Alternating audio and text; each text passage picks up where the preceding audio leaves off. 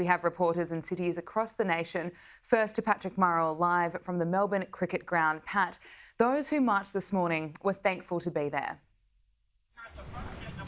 They certainly were, Gab. It had been a rocky road to get there. We know at the start of the year, RSL Victoria had cancelled the traditional Anzac Day march down St Kilda Road to the Shrine of Remembrance. Then it was back on, but with extremely limited numbers that only gradually increased in the lead up to Anzac Day.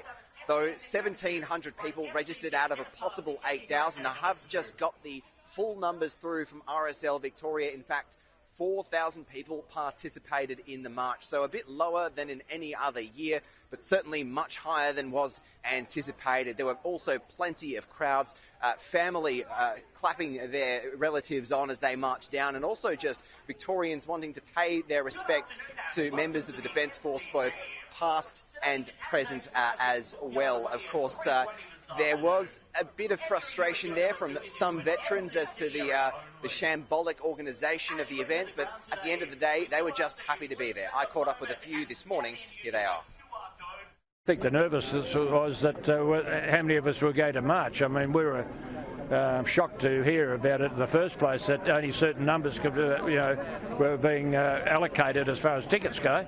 But anyway, we're here, we've made it, and that's all there is to it. So it's very exceptionally good to be allowed to be here. It was quite a shambles having the organisational skills that the RSL have, that they couldn't have put on a better section for us to be here. But we're here, and that's the most important thing, and we want to remember all of the veterans. Of course, there was also the acknowledgement that it could have been much worse. Of course, last year there was no Anzac Day march, and that is the fact this year in Perth as well. I spoke to Wesley, who fought in Vietnam as part of Australia's Armoured Division there. He's actually from WA and flew over here to be with his mates who he served with in Vietnam, only narrowly avoiding that lockdown in Perth. Here he is. It's extremely sad, and I would have been with them today if I hadn't already made up the decision to come here for the special reason. Of course, Gab, commemorations at the Shrine of Remembrance have now wrapped up, and a lot of people have either gone to the RSL for a few beers or to play a game of two-up.